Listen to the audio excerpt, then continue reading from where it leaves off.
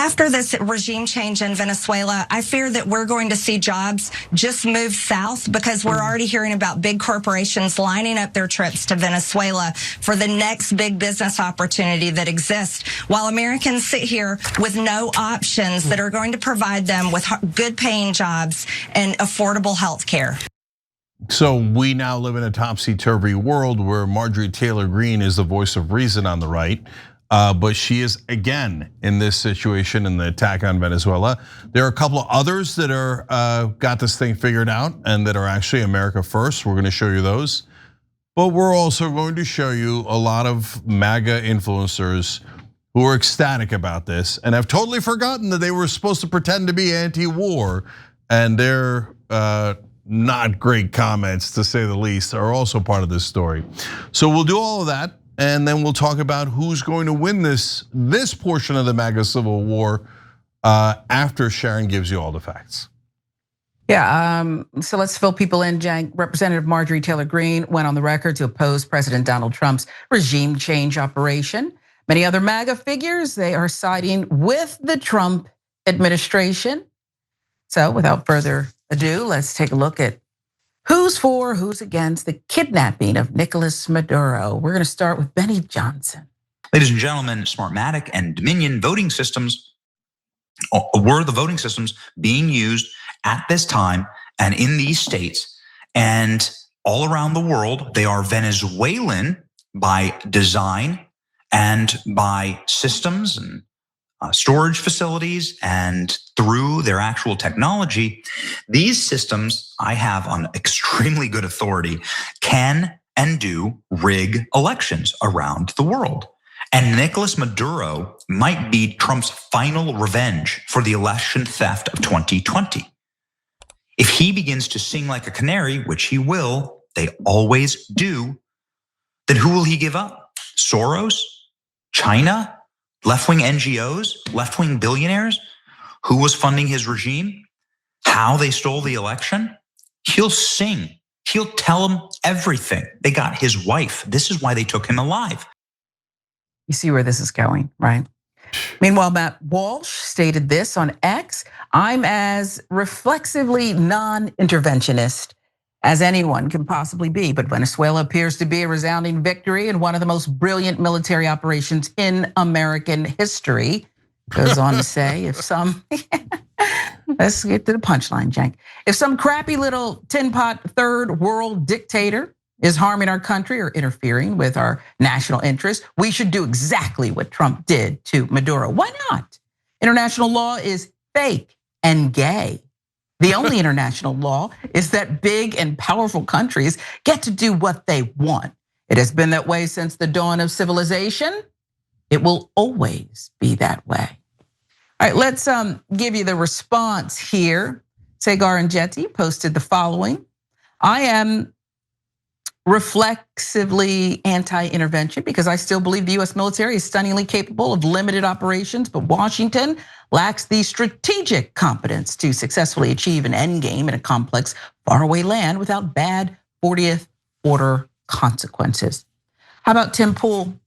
His take was a bit mixed. Here's what he wrote: "Removing Maduro made infinitely more sense than anything we did in Iraq and Afghanistan. But still, don't lie. This is for oil and the petrodollar. This isn't about drugs or narco gangs. Just be honest." Steve Bannon also called out the messaging from Trump, the administration, in an interview with the New York Times. Here's what Bannon said: "The lack of framing of the message on a potential occupation has the base bewildered, if not angry. While President Trump makes the case for hemispheric defense, Rubio confuses talk of removing Hamas and Hezbollah." In his daily morning newsletter, Tucker Carlson offered some mild criticism while simultaneously defending Trump.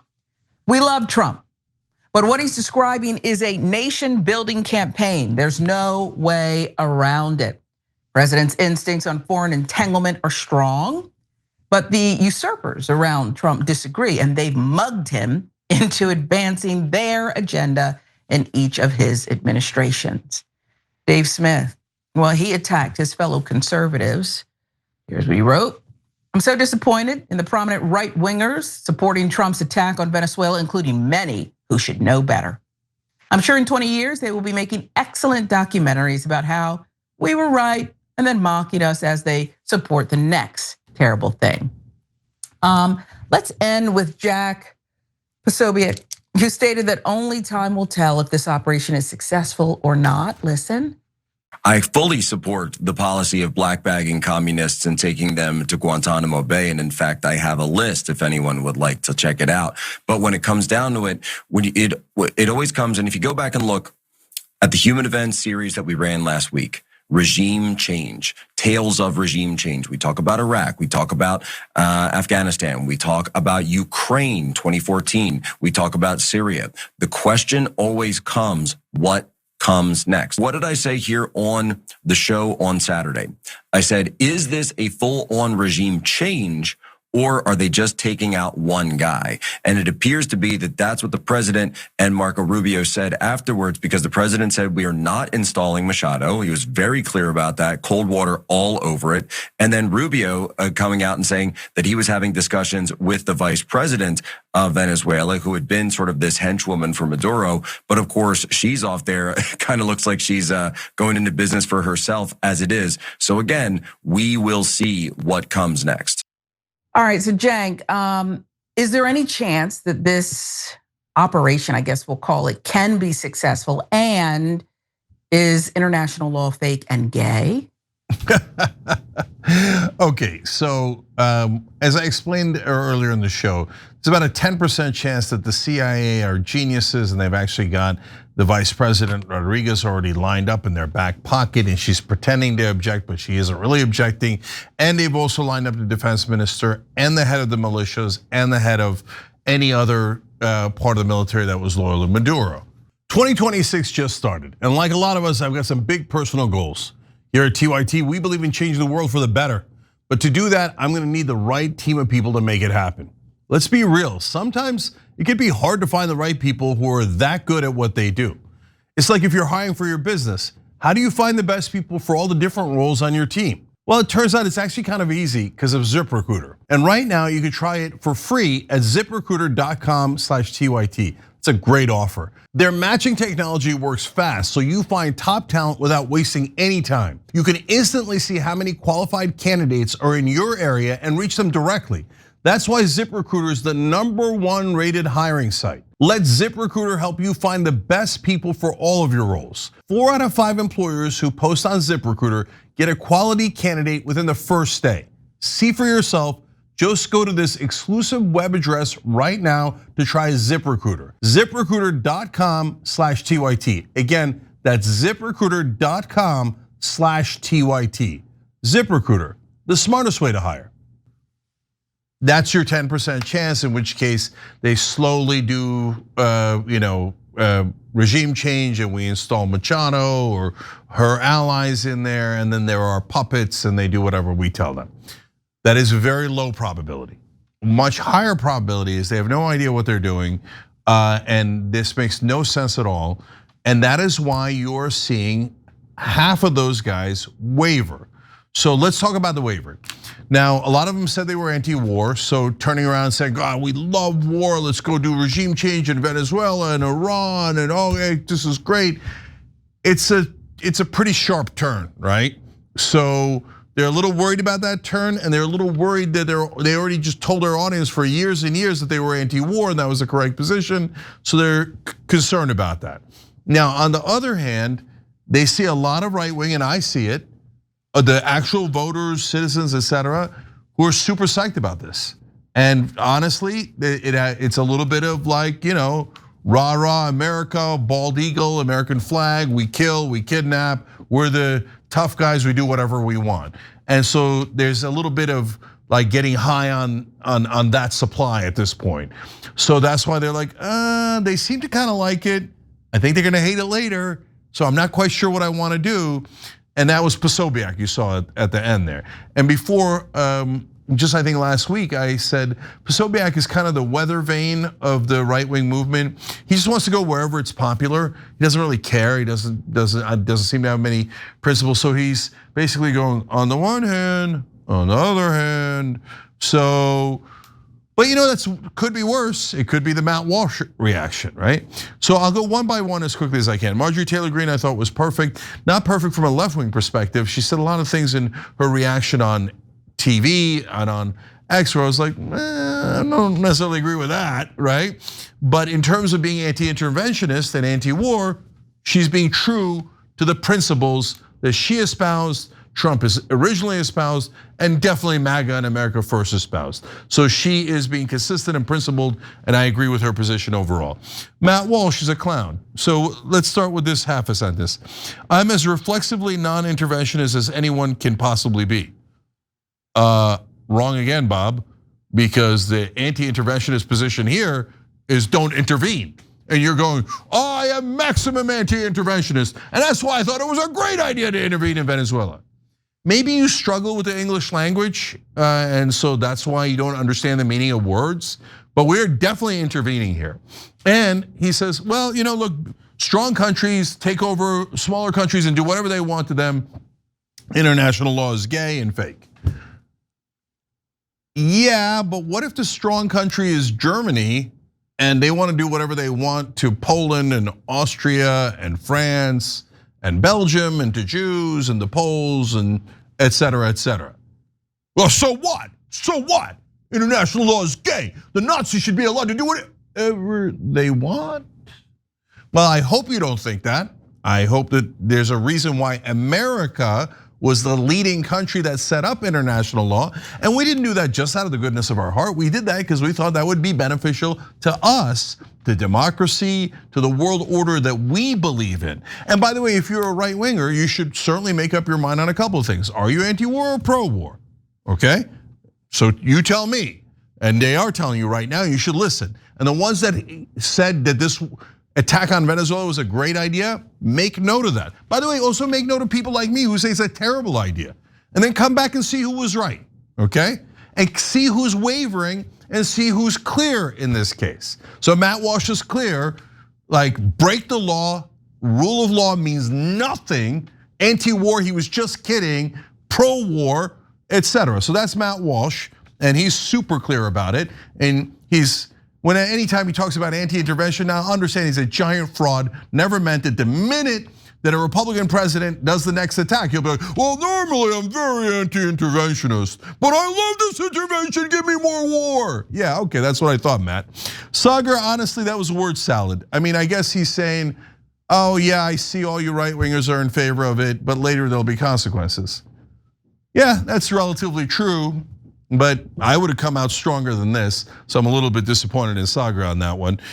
Tim Pool, all right. I mean, at least he's being honest. He's saying, yeah, we're doing it for oil and the petrodollar, and that is true. And it's not about the drugs, so give score 1 for Tim Pool. On honesty, guys, not on agreeing with left or right, on honesty and being principled. Steve Bannon saying, hey, we like war, and so he's pulling the same thing as Posobiec. We're pretending to not like war, but when you break things and kill people and kidnap people, we can't help but really kind of instinctually love that. But at the same time, why are we doing this for Israel and Rubio and Huckabee and Netanyahu who are all talking about, we did this for Israel, we vanquished Hezbollah and Iran in Venezuela? So, okay, so he's right for the note of caution there. Obviously, Tucker's being careful because he's seeing the same thing I'm seeing, which is that this, in my opinion, I'm not putting words in his mouth, the right wing these days, Trump voters, they're a little drunk on how well the mission went. And let me pause there, guys, before I get to the rest. The mission that we just did was tactics and tactical, right? So we're great at tactics. Nobody's better than us. So can we go capture Saddam? We did. Did we hang him? We hung him. Did we capture Maduro? We captured him. Did we capture Bin Laden? It took a freaking forever, partly because I think we didn't want to capture him. But anyway, we finally did capture him. So we're good at tactics. We're the best in the business. Don't let that distract you from strategy.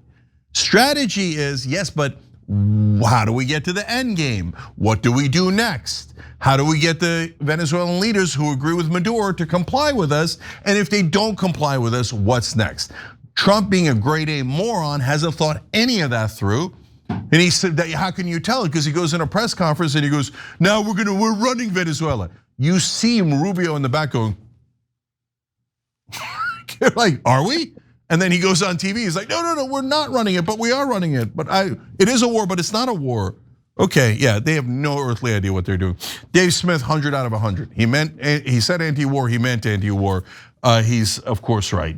And so the reason I want everybody to keep score, Sharon, is because just like in Iraq, later everyone will claim that they were against this war in Venezuela.